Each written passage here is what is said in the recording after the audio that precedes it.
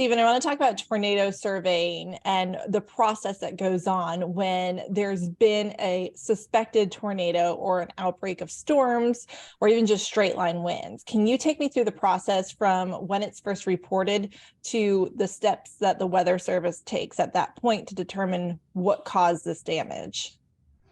Yeah, once our warning operations has completed for an event, so the severe weather has moved through, then we're trying to determine what sort of impacts did that storm system bring us. So if we hear of damage to an area or suspect a tornado was involved, might even be a wooded area that suffered some intense damage. If we think it was a tornado or a strong microburst, we really want to get out into the field and determine, A, was it a tornado? B, was it a microburst? What sort of winds were involved? So what was the intensity of the wind?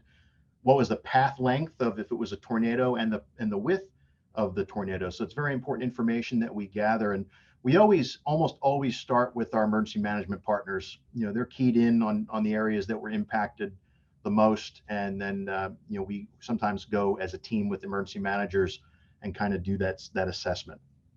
Okay, so what are you looking for? And I'm assuming everyone's been trained on the types of damage and how to determine what it is. Yeah, when the enhanced Fujita scale came about over a decade ago, it really allowed meteorologists to look at what we call our damage indicators. So what are things that we might encounter while in the field that are very common? So types of trees, types of construction, types of sheds, commercial buildings, and then from that, we're able to look at a degree of damage. So how much damage was there, and also look at the building characteristics. Was it a poorly built facility? Was it built beyond code? And then from there, we have a slider bar where we can then kind of fine tune that wind to come up with that final enhanced Fujita assessment. So that's basically where we get that Fujita scale ranking from an EF0 being the weakest tornado to an EF5 being the strongest violent tornadoes. And it's primarily just looking at what was damaged and what was the degree of damage that we're seeing. Now, what about, you mentioned microbursts. How do you distinguish what has been caused by a tornado versus what has been caused by straight line winds? Yeah, and trying to determine whether it was a tornado or a microburst, that could be challenging sometimes. But what we like to look for when it comes to a microburst is a broad area of damage over a shorter distance, like a point of impact, and then the damage is confined usually over a wide but short area. But if it's a tornado, the damage is going to be a longer but narrow path of damage. So there are different clues that are out there. If it occurs in an open field, sometimes it's hard to determine what actually caused what we're seeing. But most times, especially where we are in Wilmington with the amount of trees that we have, it's usually easy to infer what had happened based on the path length versus the width, being a tornado versus broad and shorter damage with a microburst. A lot of times it feels like you guys are out there pretty quickly after a storm, like the next day. Is it ever unsafe? Are you ever walking into conditions that are not safe? We, within the National Weather Service, we do emphasize safety through the survey teams that go out there. We hold training that's held at least on a regional level. We also have training that we do at the local level to get people at least what the expectations are going to be when you're doing a survey. We'll never ever go to a scene where they're still doing search and rescue or it's deemed unsafe, maybe propane tanks or fires or things like that. We're only going to do that when we get the all clear to do so from an emergency manager. We certainly don't want to impede their operations, but if you're out and about, just like anybody who goes through a storm and there's a lot of damage, there's so many ways that you can get hurt after the fact, between stepping on nails, down power lines, holes in the ground that might be covered up by debris. So it's why it's a very dangerous situation for anybody involved, whether it's the rescuers that go in and try and help people, or people just trying to recover, and that includes the National Weather Service teams as we try to determine what's going on. But we always go in pairs, and we always go prepared to do so safely. We'll wear yellow fluorescent jackets if we're by the roadway.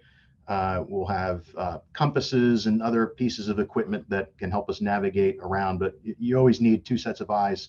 It's easy to get lost with all the damage that's there and all the hidden dangers within that damage.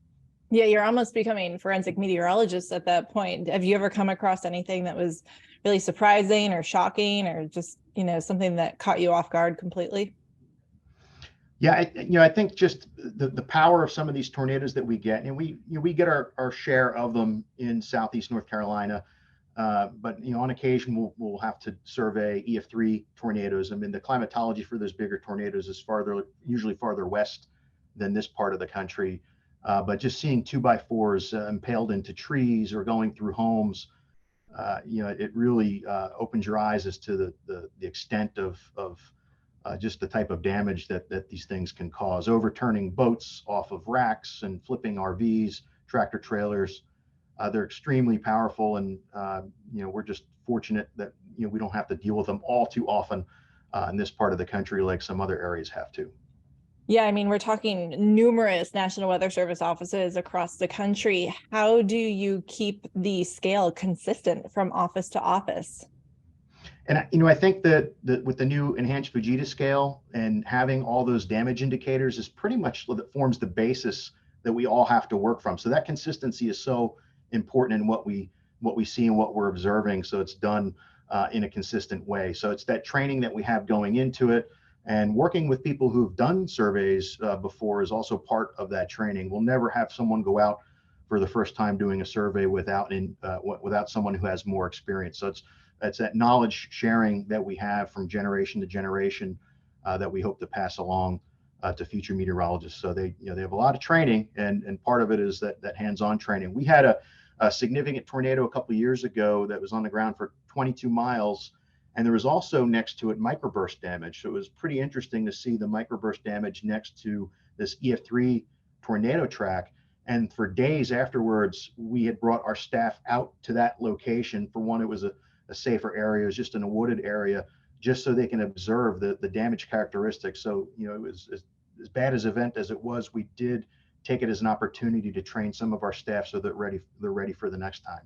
Hey, thank you so much for watching. While you're here, check out some other videos you just may like.